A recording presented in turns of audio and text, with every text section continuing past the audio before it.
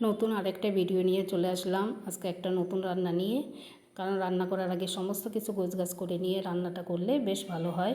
তার জন্য আমার লাগবে ধনেপাতা, তাই আমি কিছুটা ধনেপাতা তুলে নিলাম। আর ডাঁটাও কেটে নিয়েছি, ধনেপাতাটাও ভালো করে ধুয়ে নিয়েছি।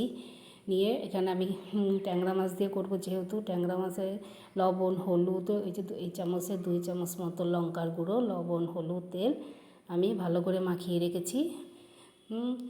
আর পেঁয়াজ আর রসুন পেস্ট করে নেব, আদা জিরা ধনিয়া ওটাও পেস্ট করে নেব একসাথে। তারপর এখানে নেব আমি সর্ষে, কিছুটা নুন, চালমগজ, কাজু বাদাম আর পোস্ত একসাথে মশলাটা আমি করে নেব।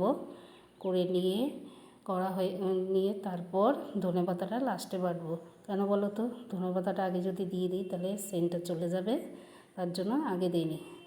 ডাঁটাগুলোর মধ্যে একটু নুন মাখিয়ে রাখলাম, নুনটা মাখিয়ে রাখলে ভালো হয়।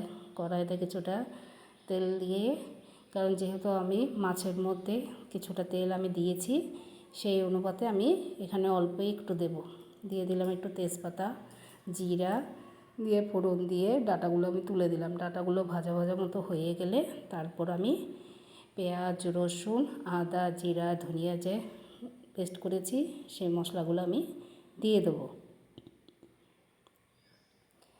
মশলাটা কষানো হয়ে গেছে, এখন আমি মাছগুলো এর মধ্যে তুলে দেব। মাছগুলো তুলে দিয়ে একদম গ্যাস কমিয়ে দিয়ে এরপর কষিয়ে নেব। একটু গ্যাসটা কমিয়ে নিয়ে কষাতে হবে, নাহলে পুড়ে যাওয়ার ভয় থাকে। আস্তে আস্তে গ্যাস কমিয়ে নিয়ে কষাতে হবে। যেহেতু একটু কালারের জন্য আমি একটু হলুদও দিয়ে দিলাম, মাছের মধ্যে হলুদ দিয়েছি, তাও একটু কালারের জন্য আর একটু হলুদ আমি দিয়ে দিলাম। কষানো আমার হয়ে গেছে, এবার আমি দিয়ে দেবো কিছুটা পরিমাণে জল, কারণ ডাঁটাটা সিদ্ধ হতে হবে। একটু জল দিয়ে দেবো। ফেনাটা চলে আসলে আমি একটা থালা দিয়ে আমি ঢেকে দেবো 5 মিনিটের জন্য। গ্যাসটাও কমিয়ে দেবো, 5 মিনিটের জন্য ঘুরে আসি। এসে দেখি ডাঁটা আমার সিদ্ধ হয়ে গেছে।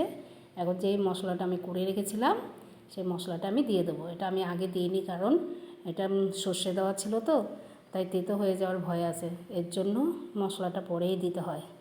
আর ধনেপাতাও আছে, আগে দিলে সে সেন্টও চলে যাবে, তার জন্য এটা নামানোর আগে 5 মিনিট আগে দিতে হয়। তরকারিটা একদমই গা কষা কষা তরকারি হবে, তাই ওরকম ঝোলটা টানিয়ে নিয়ে ঠিক এরকম হবে। গরম গরম ভাত সাথে 1 পিস লেবু, জাস্ট জমে যাবে। ভিডিওটা যদি ভালো লাগে লাইক